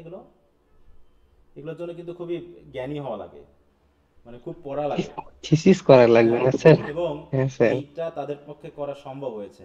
তোমরা একটা সমালোচনা হঠাৎ করে বলে বসলাম, হ্যাঁ, কি পরকিয়া ইত্যাদি ইত্যাদি বলে বসে ছেড়ে দিলাম। হ্যাঁ, যা বলতে হবে সেগুলো বুঝে শুনে বলতে হবে। একজনকে গালি দিবা, সেই গালির ভিতরেও যেন তোমার একটা ভাব থাকে, কেউ যেন তোমাকে খারাপ বলতে না পারে। বুঝতে পারছো? গালির ভিতরে একটা ভালো কিছু থাকতে হবে। তুমি গাল দিলা, কিন্তু সেটা যদি তোমাকে উল্টা খারাপ করে ফেলে তাহলে তো সেই গালের তোমার দরকার নেই। বরং গালও দিব, ঠিক আছে, তো যাকে বকা দেওয়ার তার বকাও হবে, আবার সাথে সাথে তোমার যে অ্যারিস্টোক্রেটিক ভাব সেই ধারাটাও প্রকাশ পাবে। এমনভাবে কাজগুলো মেনলি করতে হবে। তো যাই হোক, তাই বলতেছে যে it is to him like the golden apple for which he would always turn aside from his path. মানে তিনি ভালো পথ থেকে সরে যেতে পারবেন। যেমন আমরা দেখলাম 3 দেবর কথা, তাই তো, দেবতার কথা। তা যেমন হচ্ছে his fatal Cleopatra for which he would lose the world and be content to lose it. Cleopatra যদি আমরা দেখি, হ্যাঁ, তার যে নাটকে আছে অ্যান্টোনিয়ন ক্লিওপেট্রা, যেটা সে তার সব কিছু হারাতে পারে, ঠিক আছে, সে সব কিছু হারাতে পারে শুধু ক্ষমতার জন্য। সব কিছু বলতে সব কিছু। ক্লিওপেট্রা একটা মেয়ের সর্বোচ্চ কি হারানোর মধ্যে তার ইয়া থাকে বলো? যে একজন মেয়ে হারাতে চায় না, সবকিছুর বিনিময়ে সেটাকে রক্ষা করতে চায়। কিন্তু এটা বলা হচ্ছে কি যে বা এরকম, তাই তো, তাই বলছে but be content to lose it. তাহলে ক্লিওপেট্রা সে কি করতে পারে? যে ক্লিওপেট্রার জন্য অ্যান্টনি কি করতে পারে? সে পৃথিবীটা হারাতে পারে এবং সে হারিয়ে সন্তুষ্ট থাকবে। তাহলে ক্লিওপেট্রা হচ্ছে কি ওরকম ওই গোল্ডেন অ্যাপেলের মতো, যে একজন লেডিকে পাওয়ার জন্য সে তার রাজ্য পর্যন্ত হারাতে রাজি আছে। He was prepared to spoil his whole play for the sake of quibble. ঠিক শেক্সপিয়ার ওই অ্যান্টোনিওর মতো ক্লিওপেট্রাকে পাওয়ার জন্য সবকিছু হারাতে রাজি আছে। ঠিক একদম এই কুইবলের জন্য আমাদের শেক্সপিয়ার রিজন, প্রপারিটি, ট্রুথ এগুলো হারাতে রাজি আছে। মানে এটার প্রতি তার এত আবেগ, এত ভালোবাসা, এটা তিনি যে কোনো সময় হারাতে পারে, এরকম ভাবে বিষয়টা দেখানো হয়েছে। আচ্ছা, তারপরে এই গেল হচ্ছে আমাদের ফল্টগুলো। এখন এরপর আরো কিছু মেজর ফল্ট রয়েছে, যেমন হচ্ছে দ্য 3 ইউনিটিস, মেজর বলছে মাইনর, যেগুলোর প্রয়োজন আছে কি নেই, এটা কি ডিফেক্ট নাকি ডিফেক্ট না। তাহলে এতক্ষণ তিনি ডিফেক্টের কথা বললেন, এটা হচ্ছে তার এই ডিফেক্টগুলো কে বলেছে? এতক্ষণ যে ডিফেক্টগুলো আমরা পড়লাম, এই ডিফেক্টগুলো কারা বার করেছে? অন্যেরা না জনসন নিজে? বলো। স্যার জনসনও কিছু বের করছে, আবার তো স্যার এই যে প্লেটো তো স্যার, হ্যাঁ, মানে এখানে কয়েকটা সমস্যার কথা বলছে। যেগুলো বলছেন, আমার কাছে যেগুলো মনে হয়েছে, হ্যাঁ না, এগুলো মানে ওনার কাছ থেকে পাওয়া, কিন্তু উনি এগুলোকে পারফেক্ট মানে মেনে নিয়েছেন, যেগুলো ফল্ট হিসাবে তিনি মেনে নিয়েছেন, ঠিক আছে। কিন্তু কিছু কিছু ফল্ট তিনি মেনে নিতে নারাজ। সেই ফল্টের বিষয়ে তিনি কি বলেছেন? বিশেষ করে যে থ্রি ইউনিটিসের ব্যাপারটা বলছে, Shakespeare disregard of the unities not a defect, এটা ডিফেক্ট হিসেবে তিনি মানেননি। বলছে one practice in Shakespeare writings of drama which is regarded by critics as a defect but which is not really a defect is neglect of the unities of time and place. এটা defect না, বরং neglect. It is held that these rules have been laid down by the joint authority of poets and critics and hence ought to be violated. বলছে এই যে রুলসগুলো poet's বা ক্রিটিক্সেরা নিজেদের জন্য যেন বানিয়েছে, এগুলোর খুব একটা প্রয়োজন নেই, তাই এগুলো ভায়োলেট করলে কোনো সমস্যা না। Johnson does not agree with this view and defend Shakespeare. One is not required to look for the unities in history plays. History প্লেতে কখনো কি সব ইউনিটি আনা যায়? For all that they need is consistency and spontaneity of characterization. হ্যাঁ, বরং এসব ইউনিটির কথা বাদ দিয়ে নাটকের যে স্পন্টেনিটি বা কনসিস্টেন্সি, সাথে সাথে ক্যারেক্টারাইজেশন মানে ক্যারেক্টারদের স্পন্টেনিটি, এইটাকে ধরে রাখাই হচ্ছে মূল কথা। টাইম প্লেস এত ভেবে হতাশ হওয়ার কোনো দরকার নেই তো। The events in them are not subject to the writer's control. কারণ কি ইতিহাসের বিষয়গুলো কি আর রাইটার্সের কন্ট্রোলে থাকে? যদি ইতিহাসকে সত্যি ফলো করতে হয় তাহলে এখানে টাইম প্লেস এগুলো ফলো করা যায় না। The event in them in other plays Shakespeare has observed the unity of action. His plays have a beginning, a middle and an end, as laid down by Aristotle. Here and there we may find an incident which could be easily spared, but on the whole there is nothing superfluous in them. কিন্তু অন্তত time place ম্যানারের ক্ষেত্রে তিনি কোনো সুপারফ্লুয়াস বা বাড়তি বিষয় এখানে আনেননি। There is a logical sequence of incidents and the conclusion follows naturally. Shakespeare had observed the unity of action. His plays have a beginning, a middle and an end. মানে Aristotle যেমনটা বলেছেন ওই একই কথা বারবার এসেছে। দেখো এখানে রিপিট করে ফেলছে কথাটা। আচ্ছা, এই তো মোটামুটি, তাই না? বলছে কি দেখো, ইন দিস কেস বলছে ইন কেস বলছে এখানে Shakespeare had no consideration for the unities of time and place. In case the issue is closely examined, it would be found that unlike the unity of action, the other two unities are not essential. তাহলে অ্যাকশনের মতো অন্যগুলো অতটা essential নয় তিনি মনে করেছেন। They have given more trouble to the dramatist than pleasure to the spectator. হ্যাঁ, কারণ ওইগুলো যদি মেনটেন করা হয়ও এগুলো আনন্দের থেকে বরং ওই সমস্যায় বেশি দিবে ড্রামাটিস্টদের, যে মেনটেন করতে হবে। হ্যাঁ, মেনটেন করতে গিয়ে দেখা যাচ্ছে আবেগই শেষ হয়ে গেল। Unities of time and place, pros and cons, এগুলো কেন দরকার, কি কারণে দরকার? বলছে the argument given in favour of the unities of time and place is that if they are not preserve, credibility of the place affected. অনেকের মতে time এবং প্লেস যদি মেনটেন করা না হয় তাহলে বিশ্বাসযোগ্যতা হারাই এই নাটকের। No one will believe that an action of months or years can take place within an hours and that the scene can change from Greece to Rome in span of one act. Time এবং প্লেসটা কেন maintain করা হয়? কারণ আমাদেরকে দেখাতে হয় যে অনেক বছর পেরিয়ে গেছে। কেমন, আমরা যদি অ্যাজ ইউ লাইক ইট পড়ি, অ্যাজ ইউ লাইক ইটে এই যে কতদিন ইয়াতে ছিল, কতদিন ডিউক সিনিয়র বনে ছিল, বা হচ্ছে কখন অলিভার বা অরল্যান্ডো বনে পৌঁছালো, কতদিন পর, সেটা কতদিন পর্যন্ত রাস্তায় হেঁটেছিল, মানে হেঁটে তো গিয়েছিল তারা ইয়াতে কি ফরেস্ট অফ আর্ডেনে রোজালিন, এলেনা, টাস্টন তারা হেঁটে গিয়েছিল, কয়দিন লাগছিল যেতে? এগুলোর উত্তর কি আমরা পাবো? বলো, বলে কি পাওয়া সম্ভব? না স্যার। কখন সকাল হচ্ছে কখন দুপুর হচ্ছে এগুলো আমরা বলতে পারবো না, তাই না? তাহলে এই জন্য বলতেছে যে যদি এগুলো মেনটেন করা না হয় তাহলে হয়তো অনেক সময় আমরা বুঝতে পারবো না অ্যাকশন এবং ইয়েটা কিভাবে করতেছে বা কোথায় হঠাৎ করে চেঞ্জ হয়ে যাচ্ছে। হ্যাঁ, তা হচ্ছে our mind it is avowed revolt against apparent falsehood. Fiction loses its impact when it does not resemble reality. তাই না? তাই বলছে যে যদি এরকমভাবে টাইম স্প্যানের ব্যাপারগুলো ঠিকমতো না দেখানো হয় তাহলে হয়তো দেখা যাচ্ছে আমরা ফলসুড বলে মনে করবো, এগুলো মিথ্যা কথা। এবং এতে ফিকশন বলে যে একটা কথা আছে, এই কথাটাও তার ইম্প্যাক্ট হারিয়ে ফেলবে, কারণ এটা বাস্তবতার সাথে মিলছে না, কারণ অনেক কিছু বাস্তবের সাথে মিলছে না। জনসন কলস দিস আর্গুমেন্ট স্টুপিড, কিন্তু জনসন এই আর্গুমেন্টগুলো মেনে নিতে রাজি না, যে টাইম অ্যান্ড প্লেস না দেখালে কিভাবে আমাদের সমস্যা হবে।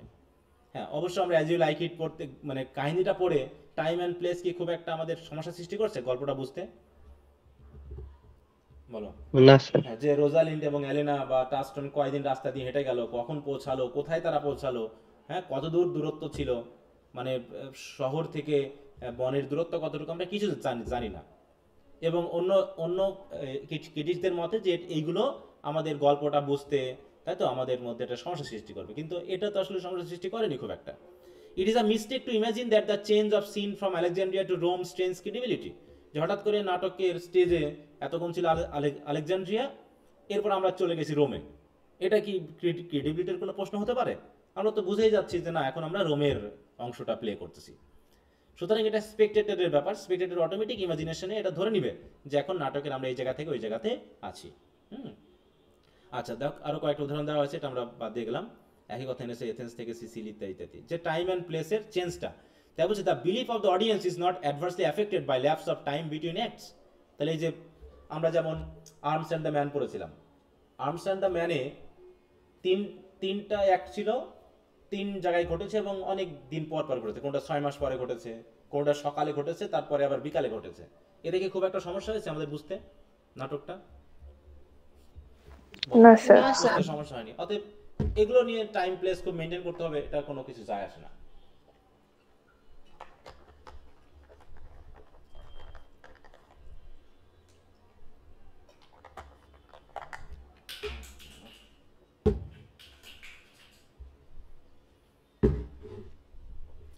তারপর হচ্ছে credibility of the audience, dramatic illusion.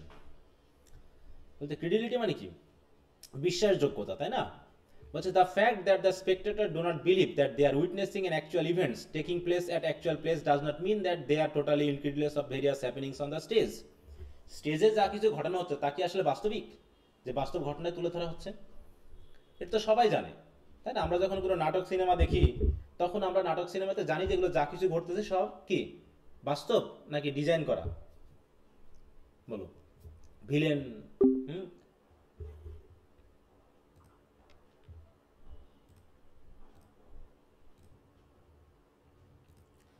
আচ্ছা, তাহলে বলছে কি যে যেখানে ছিলাম আমরা, মনে করো আমরা যে সিনেমা নাটকগুলো দেখি, এখন নায়ককে ভিলেনরা খুব মারতেছে, ঠিক আছে? নায়করা ভিলেনকে খুব মারতে মারতে মেরে ফেলেছে, আমরা কি হাসি না কষ্ট পাই ওই সময়? হাসি।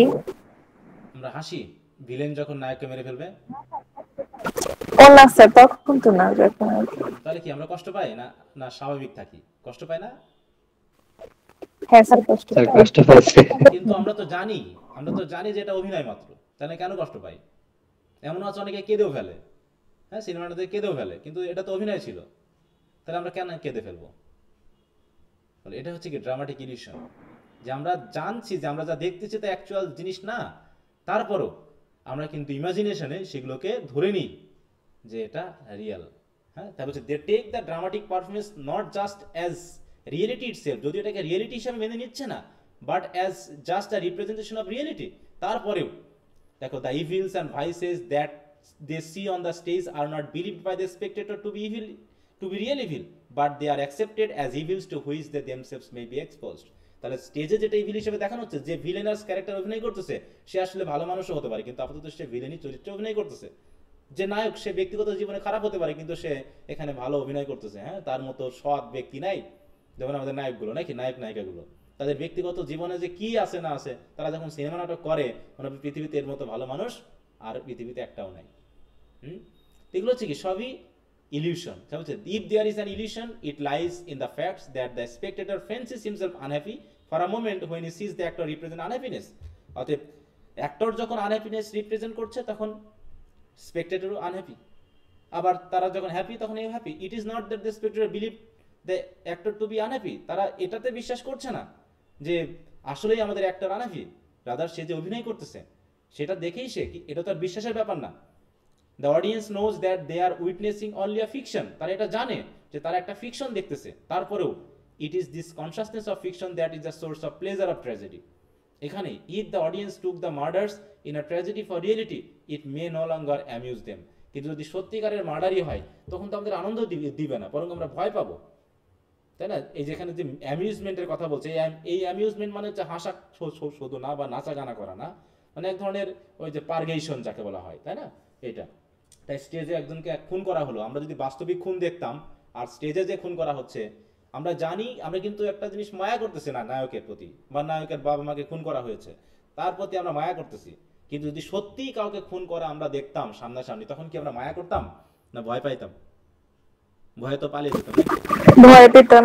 কিন্তু আমরা তো স্টেজ থেকে পালাচ্ছি না, কারণ আমরা জানি যেটা হচ্ছে সেটা জাস্ট একটা অভিনয়। কিন্তু তারপর আমরা আবার অভিনয়ের সাথে সাথে নিজের আবেগগুলো কিন্তু মানিয়ে নিচ্ছি। কখনো আমরা খুশি হচ্ছি, কখনো আমরা ভয় পাচ্ছি, কখনো আমরা কেঁদে ফেলতেছি, হ্যাঁ, কিন্তু সবই অভিনয়। এটা হচ্ছে কি dramatic illusion. The stage brings life's realities to mind. Stage হচ্ছে কি লাইফের রিয়েলিটিগুলোকে আমাদের মনে জাস্ট নিয়ে আসে কিছুক্ষণের জন্য।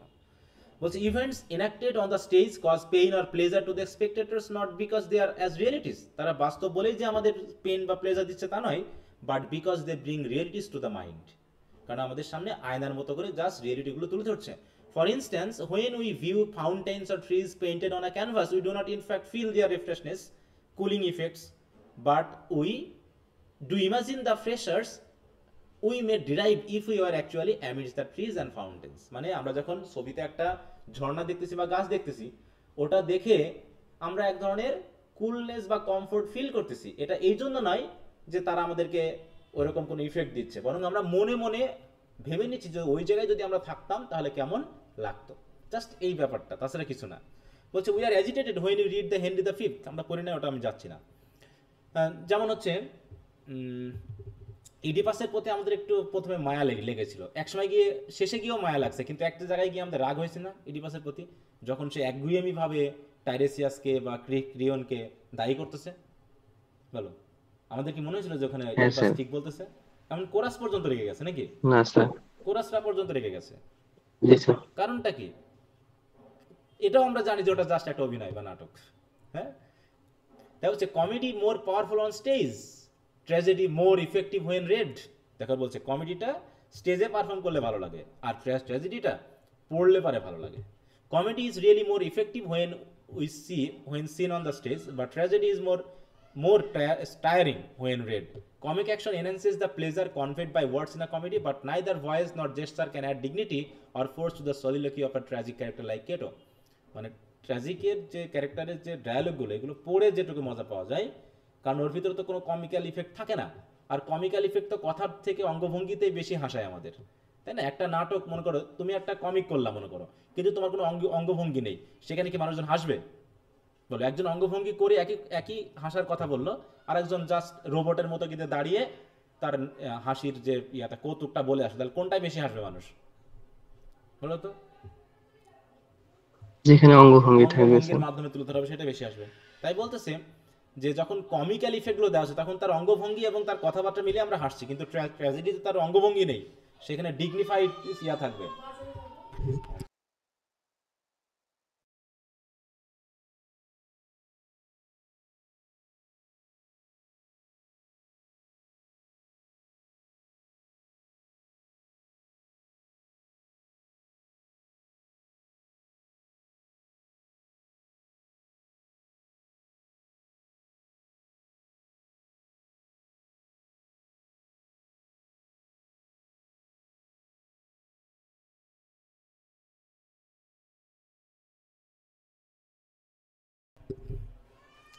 আচ্ছা, তো শুনতে পাচ্ছ সবাই? জি স্যার। আচ্ছা, বলছে about the spectators acceptance of scenic change and the passage of time. এখন ইউনিটি অফ টাইম কেন মেনটেন করা লাগবে? কারণ অটোমেটিক তো ধরতেই পারতেছে আমাদের ইয়ারা, অডিয়েন্সরা, তাই তো? স্পেকটেটর তো ধরতেই পারতেছে যে এখন যে কথাগুলো বলা হচ্ছে, যে স্থানটার কথা বলা হচ্ছে, সেটা অন্য থেকে আলাদা। সে অতএব আমাদেরকে তো আর ওই মেনটেন করার দরকার নেই, কারণ আমরা তো স্টেজ ডিরেকশনে বলেই দিচ্ছি যে আমরা এখন ঢাকাতে আছি, আমি এখন মেহেরপুরে আছি, তাহলে আমাকে মেনটেনটা কেন করতে হবে? তাই বলছে reader অ্যাকনোলেজেস the changes of location and the lapse of time in a narrative poem. Similarly, one accepts these anomalies in the case of a drama enacted on the stage or read at home. It is a matter of indifference if the unities of time and place are disregarded by a dramatist. বলছে এটা একটা indifference, মানে এটাকে আমরা maintain করতে চাইনি, এটা কোনো ফল্ট নয়। If a longer or shorter time is shown to have lapsed between the acts or change scenes are implied. Implied মানে কি? বলে দেওয়া। হ্যাঁ, একটা ঘটনার মাধ্যমে একটা ঘটনা যদি আমি বলে দিই, তাহলে এর ভিতর যে টাইমটা চলে গেছে,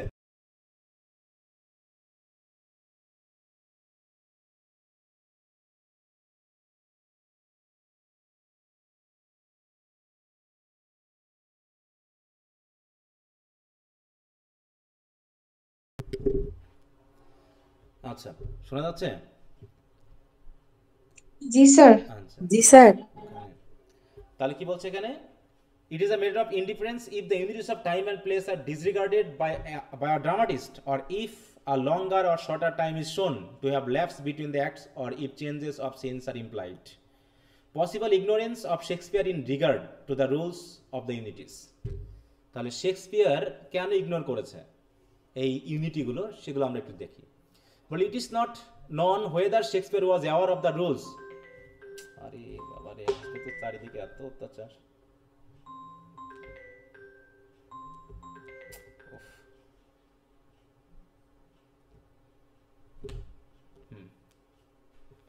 তাহলে দেখো, ইট is not known whether Shakespeare was aware of the rules regarding the unities. বলছে ইট ইজ নট নন, তিনি অ্যাওয়ার ছিলেন কি ছিলেন না এটা আমাদের জানা নেই, অথবা তিনি deliberately rejected them, or if he violated the rules in sheer ignorance of their existence. তিনি আসলে ইচ্ছা করে ভায়োলেট করেছেন কিনা বা না জেনে ভায়োলেন্স করেছেন কিনা সেটা আমাদের জানা নেই। However, there must have been scholars enough to advise him on this matter when he gained repute. কিন্তু অবশ্যই তার আশেপাশে নিশ্চয়ই এমন কোনো স্কলার ছিল যারা এই বিষয়গুলো জানতো, তারা তো অন্তত তাকে অ্যাডভাইস করতে পারতো যে unity of time place maintain করা উচিত। It is possible that he neglected the rules first in ignorance but later on deliberately. হতেও পারে যে তিনি প্রথমে না জেনেই এটাকে ইগনোর করেছেন, অথবা পরবর্তী তিনি জেনে ইগনোর করেছেন। মূল কথা হলো তিনি এটা ব্যবহার করতে চাননি, আর এতে আমাদের ড্রামাতে বা কাহিনীতে কোনো ক্ষতিও হয়নি। Either way the neglect is not lamentable. আর এটা নিয়ে এত হইচই করার কিছু নেই, এত দুঃখ করারও কিছু নেই। Such violations of rules are in keeping with the comprehensive genius of Shakespeare, and only petty-minded critics would disapprove of such deviation from rules in this case. বলছে পেটি মাইন্ডেড মানে দুর্বল মনের একমাত্র ক্রিটিক্সরাই এই টাইম প্লেস ইউনিটি মেনটেন না করাটার প্রতি এত ডিসঅ্যাপ্রুভ করবে, এত হইচই করবে। এতটা দরকার নেই। Unities of time and place not essential, এটা প্রয়োজন নেই। কি বলছে দেখো, to keep the unities of time and place is not necessary although authorities is one side of the rules. যদিও অনেকে মনে করতে পারেন এটা দরকার আছে। True, the unities of time and place at time add mass to the totality of the play. হ্যাঁ, যদি টাইম অ্যান্ড প্লেস মেনটেন করা হয় এতে কি হয়, totality of the play maintain হয়, তাই না?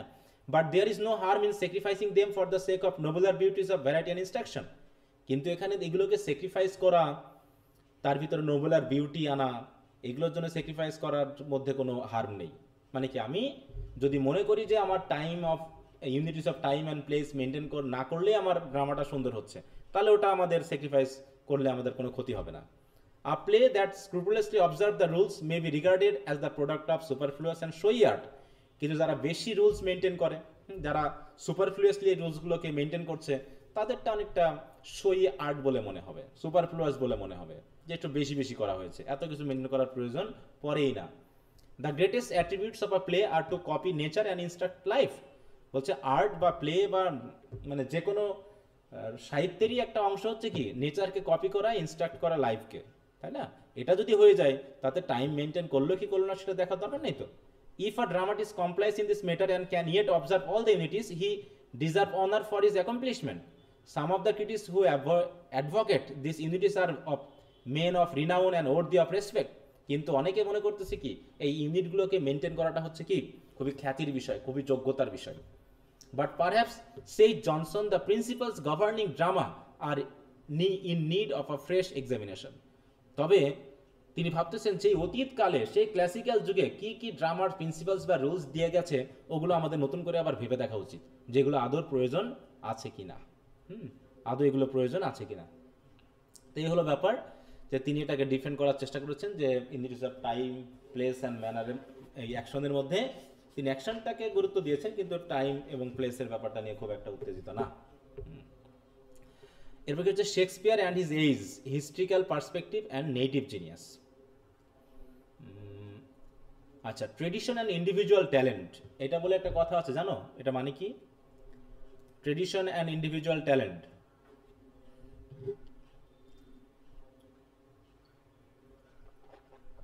আচ্ছা বলো তো, এযাবৎ পর্যন্ত যা কিছু ব্যতিক্রমী কিছু হয়েছে, সেটা কি ট্রেডিশনের জন্য হয়েছে নাকি ইন্ডিভিজুয়াল ট্যালেন্টের জন্য হয়েছে? স্যার ইন্ডিভিজুয়াল ট্যালেন্টের জন্য।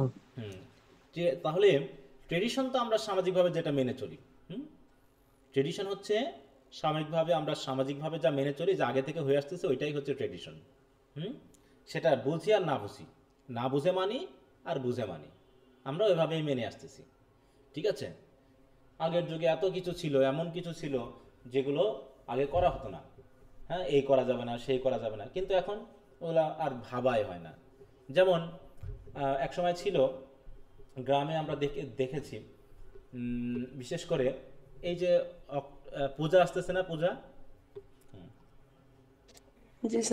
পূজার সময় আমি আমার এলাকায় দেখতাম যে ধর্ম যাই হোক না কেন, ঠিক আছে তো, যে আমার এলাকায় বিশেষ করে আমার এইদিকে হিন্দু আছে খুব কম, আমাদের গ্রামের পাশে কয়েকটা ঘর হিন্দু, কিন্তু দেখা গেল যখন এই যে পূজা হয়, বিশেষ করে যখন যেদিন পূজা ডোবানো হয়, তখন দেখতাম কি প্রত্যেকটা বাড়িতে ওই আগে খড় নিয়ে এসে জোগাড় করে রাখতো, তারপরে সেই খড় আগুন ধরাই দেওয়া হতো, দিয়ে ধোঁয়া তৈরি করা হতো।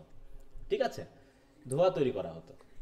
তো এটা এইভাবে আমি ছোটবেলায় বা এরকম গ্রামের দিকে প্রচলিত আছে যে এই সময় নাকি যখন ওই যে পূজাটাকে বা ডুবিয়ে দেওয়া হয় যে ইয়াটাকে, স্ট্যাচুটাকে, মূর্তিটাকে, এটা কি কি বলে বাংলা কথায় আরো, তখন নাকি ওই সময়ে, যেহেতু এটা অক্টোবর নভেম্বরের এই কাছাকাছি একটা সময়, ওই সময় নাকি যত মানে কি বলবো খারাপ জিনিস, বিশেষ করে তেমন হচ্ছে মশা মাছি, এইগুলো নাকি সব মারা যায় বা ডুবে যায় পানির সাথে, এরকম একটা বিশ্বাস। ওটা ধর্মবর্ণ বিশেষ মানে সবাই, যদিও এই ধর্মটা হচ্ছে হিন্দু কালচারের সাথে রিলেটেড, কিন্তু তারপর আমি দেখেছি অনেক মুসলিম পরিবার বা খ্রিস্টান পরিবারেও ওটা কিন্তু মেনটেন করা হচ্ছে। সেটা আমি আমার ছোটবেলায় দেখেছি, কিন্তু এখন কিন্তু আর ওই জিনিসটা আর দেখি না। হ্যাঁ, তাহলে ওটা সে বুঝে হোক আর না বুঝে হোক এটা মেনটেন করা হয়েছে। যদি আমরা সায়েন্টিফিকলি এটাকে ব্যাখ্যা করি তাহলে এমনটা হয় যে আসলে যখন কোন সময়ে মশা বেশি থাকে বলতো, মশা মাছি শীতকালে বেশি দেখা যায় না গরমকালে বেশি দেখা যায়? শীতকালে। না স্যার, গরমকালে, বর্ষাকালে। হ্যাঁ, বর্ষাকালে বা গরমকালে মেনলি মশা মাছি বেশি দেখা যায়। ঠিক আছে, কিন্তু যত শীত আসে মশা মাছি তত কমতে থাকে। হ্যাঁ, তো এইটার কারণও হতে পারে যে এখন আর ওগুলো করা হয় না, তারপর তো মশা মাছি গ্রামের দিকে খুব একটা দেখা যায় না। হ্যাঁ, দিক থেকে হোক অথবা সেটা যে কোনো কারণেই হোক, ওটা এখন আর করা হয় না। তাই ওই যে একটা জিনিস ট্রেডিশনালি চলে আসতেছে, যে এখন এসে দেখা গেল তার ভিন্ন চিত্র। তার মানে কি ভিন্ন চিত্র কখন এসে, যখন ইন্ডিভিজুয়াল ট্যালেন্টটা দিয়ে, মানে কোনো একজন ব্যক্তি তার বিশেষ ট্যালেন্ট দিয়ে একটা নতুন কিছু করছে। এই যে আমরা ফেসবুক, ইন্টারনেট, গুগল ক্লাসরুম যাই বলি না কেন, মোবাইল ফোন, বিদ্যুৎ, সব কিছু কিন্তু আমাদের ইন্ডিভিজুয়াল ট্যালেন্টে হয়েছে, কোনো ট্রেডিশনের জন্য এগুলো হয়নি। ট্রেডিশন মানলে পৃথিবী এরকমই থাকতো, আগে যেমন ছিল পৃথিবী তেমনি থাকতো, এর কোনো পরিবর্তন হতো না। কিছু ইন্ডিভিজুয়াল মানুষ এসে তারা কি তাদের নিজস্ব ট্যালেন্ট দিয়ে এমন কিছু তৈরি করেছেন যেগুলো কি হয়েছে, সমাজকে, দেশকে, হ্যাঁ, পৃথিবীকে নতুনভাবে বুঝতে সাহায্য করেছে। প্রত্যেকটা ধর্ম কি এক একটা ইন্ডিভিজুয়াল ট্যালেন্টের ব্যাপার। যারা নবী, যারা নিজস্ব ট্যালেন্ট বা তাদের ধর্মীয় প্রভাব এগুলো দিয়ে কিন্তু নতুন কিছু করে দেওয়ার চেষ্টা করেছে। তো ঠিক এখানেও সেই ব্যাপারটাই বলা হচ্ছে যে শেক্সপিয়ার অ্যান্ড হিজ এজ, তাহলে শেক্সপিয়ার এবং তার সময়, সাথে সাথে historical perspective and native genius. তাই তো, একদিকে হচ্ছে অনেকে, যেমন অনেক রাইটার ছিল যারা বঙ্গবন্ধু, আওয়ামী লীগ নিয়ে খুব লিখছে, খুব লেখালেখি করছে। এখন ওই বইগুলো কি আর চলবে বলো তো? এমন এমন বই আছে যেগুলো সরকারি প্রতিষ্ঠানগুলোকে জোর করে কিনতে হয়েছে টাকা দিয়ে। বইয়ের দাম 200-300 টাকা হবে, অথচ বইয়ের গায়ে মূল্য দেওয়া আছে 700, 800, 1500 টাকা। সেইগুলো সরকারি প্রতিষ্ঠানদেরকে নির্দেশ দেওয়া হয়েছে যে বইগুলো নিজ নিজ লাইব্রেরিতে রাখতে হবে। বুঝতে পারছো? কোনো সচিব লিখছে, কোনো মন্ত্রী লিখছে, কোনো এমপি লিখছে বা কোনো দলের নেতা লিখছে, ওই বই আমাদেরকে কিনতে হবে, কিনে লাইব্রেরিতে রাখতে হবে। এগুলো কি নেটিভ জিনিয়াস নাকি রাজনৈতিক প্রভাব? কোনটা? এই বইগুলো যে তৈরি রাজনৈতিক প্রভাব। এখন কিন্তু আর ওই বইগুলো কেউ পড়বেও না, দেখবেও না, সব শেষ। কিন্তু যারা নিউট্রাল পর্যায়ে থেকে, যারা অরিজিনাল জিনিয়াস দিয়ে লেখালেখি করেছে, তারা ইরেসপেক্টিভ অফ এজেস আর ইরেসপেক্টিভ অফ পলিটিক্যাল বিলিফস, এগুলো কিন্তু সবসময় চলবে। যেমন রবীন্দ্রনাথ বলো, কাজী নজরুল বলো, জসিমউদ্দিন বলো, এই বইগুলো কি রাজনীতি দ্বারা প্রভাবিত? বলো, এগুলো কিন্তু রাজনীতি দ্বারা। আমাদের যেমন অনেক বই আছে, যে তোমাদের বিশেষ করে বাংলাদেশ সোসাইটি অ্যান্ড কালচার বা হচ্ছে সোশ্যালজি অফ বাংলাদেশ, এমনকি ফার্স্ট ইয়ারে যেটা ছিল হচ্ছে history of the emergent summit, এখানে যে রাজনৈতিক ব্যাপারগুলো দেওয়া আছে, বঙ্গবন্ধু, আওয়ামী লীগের যেগুলো দেওয়া আছে, এখন কি আর ওইগুলো বইয়ে পাওয়া যাবে? আসবে? যেমন গত 15 বছরে জিয়াউর রহমানের কোনো অবদানের কথা বলা হয়েছে কোনো বইয়ে? তার নাম আনা হয়েছে? না স্যার। কিন্তু তার কি একদমই অবদান ছিল না? অবশ্যই ছিল। এটাই হচ্ছে আমাদের ন্যারো মাইন্ডেডনেস। এখনো আবার সেটাই চলতেছে, এখনো আমরা সেটাই চলতেছি। কি কোনো ইয়া ছিল না, অবদান ছিল? যদি একজন মুক্তিযুদ্ধের কথা আমরা মেনে নিই তাহলে তারও একটা অবদান ছিল, সেটাকেও কিন্তু আমরা একদম মুছে ফেলতেছি। ঠিক আছে, এইটা আবার যখন আরেকটা দল আসবে আজ থেকে 5 বছর 10 বছর পর, এভাবে আমরা বলে যাব আমরা এমন একটা দেশের অবস্থানে আছি যেখানে আমাদের ইতিহাসগুলো সঠিক না।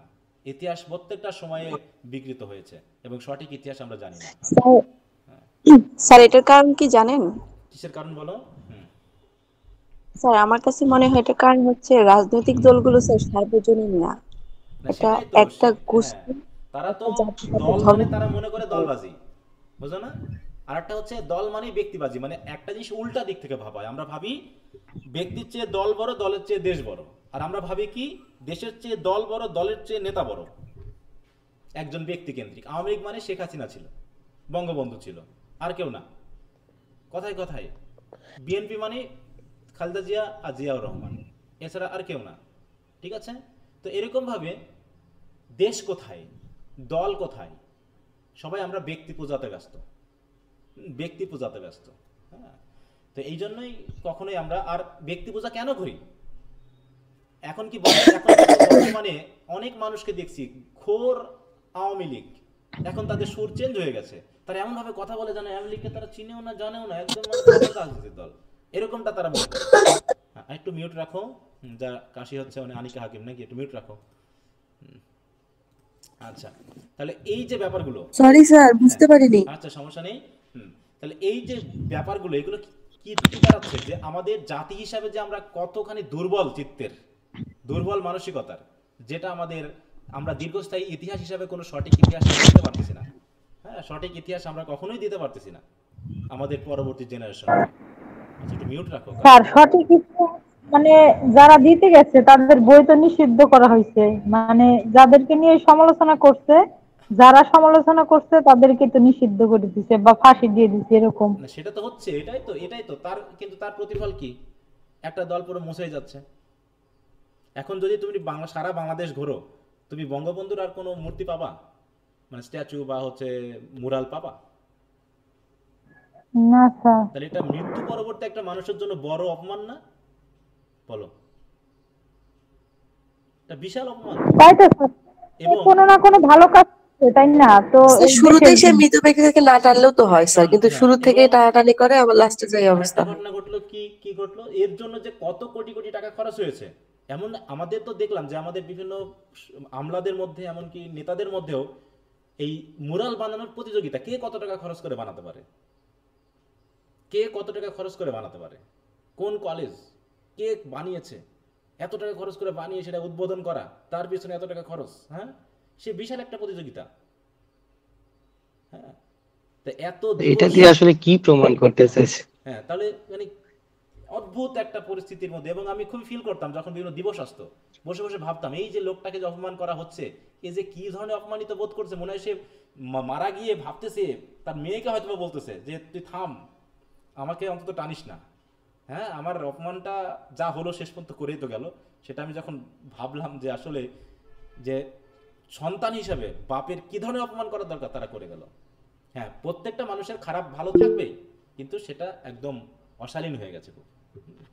আচ্ছা, তো যাই হোক, তাই সেখানে আমরা বলতে আছি যে হিস্ট্রিক্যাল পার্সপেক্টিভ কি আর নেটিভ জিনিয়াস কি, এই জায়গাটা। হ্যাঁ, তাই বলছি দেখো, Shakespeare ignorance of rules, if it was ignorance at all, যদি এটা ইগনোরেন্স বলেই থাকি যে তিনি জানতেন না কোনো রুলস, যে তিনি যখন নাটক লেখা শুরু করছেন তখন ইউনিটির যে রুলসগুলো তিনি সেগুলো জানতেন না।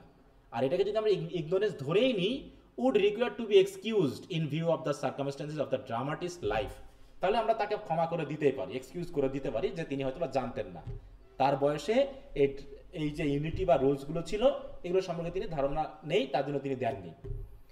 ইট is necessary to keep in mind the age in which Shakespeare lived. এই জন্য আমাদের ভাবতে হবে যে শেক্সপিয়ার যে সময় বসবাস করতেন সেই এজের বৈশিষ্ট্য কি ছিল, before we evaluate his achievement as a dramatist. তাহলে তাকে ড্রামাটিস্ট হিসেবে অ্যাচিভমেন্ট দেওয়ার আগে, তার অ্যাচিভমেন্টটা ইভ্যালুয়েট করার আগে আমাদের ভাবতে হবে তিনি কোন যুগে বসবাস করতেন, সেই যুগে মানুষের ব্যবহার আচরণ কেমন ছিল। It is quite useful to determine how much of a man's performance is on account of his genius genuine powers and how much is due to casual and accessory assistance coming from circumstances। মানে আমাদেরকে determine করতে হবে যে কতটুকু তার পারফরমেন্সের কতটুকু অংশ তার নিজস্ব জেনুইন পাওয়ারের জন্য হয়েছে আর কতটুকু অংশ বাইরের সার্কামস্ট্যান্সের কারণে হয়েছে, তাই না, পরিস্থিতির জন্য হয়েছে। Like individuals, nations also have their period of infancy বলছে মানুষের যেমন তিনটা চারটা পিরিয়ড রয়েছে, ইনফ্যান্সি রয়েছে, চাইল্ডহুড রয়েছে, প্রত্যেকটা জাতিরও তেমনি ইনফ্যান্সি রয়েছে। In the age of Shakespeare আমরা জানি যে, তাহলে আমরা যদি ইংরেজি সাহিত্যের কথা বলি তাহলে ইংরেজি সাহিত্যের ইনফ্যান্সি যুগগুলো কি কি হিস্ট্রি অফ ইংলিশ লিটারেচারের মতে বলো তো? এলিজাবেথানিয়ান স্যার, রেনেসাস, হ্যাঁ প্রথমে না, তারপরে স্যার ইনফ্যান্সি এদিকে বলতে আমরা বুঝবো কি ওল্ড অর চসারিয়ান এজ, মানে চসার পিরিয়ড, তাই না, বা ইয়েস স্যার, চসার, হ্যাঁ স্যার। Anglo Saxon period. আর চাইল্ডহুড হচ্ছে মনে করো আমাদের এই এলিজাবেথান এজ। এখানে মোটামুটি একটু আমরা আবেগে থাকি, চাইল্ডহুডে একটু ওই যে টিন এজ যেটা বলা হয়, তারপর যখন মিডিল এজে আসি আবার দমে যাই। তো এখানে সেটা বলা হচ্ছে যে like individuals nations also have their period of infancy in the age of Shakespeare the English nation was struggling to emerge from barbarity. French and Italian languages are affected by the English, and in most of the schools Greek was being taught to children, but this awakening was at yet confined to professional scholar or to the aristocratic circles. আচ্ছা, এটা একটু বড়, আমাকে মনে এখানে একটু রাখতে হচ্ছে, হ্যাঁ কলেজে যেতে হবে, 11টা একটু প্রোগ্রাম আছে। তো তোমাদের কাজ হলো এই সামারি থেকেই, হ্যাঁ সামারি থেকে মোটামুটি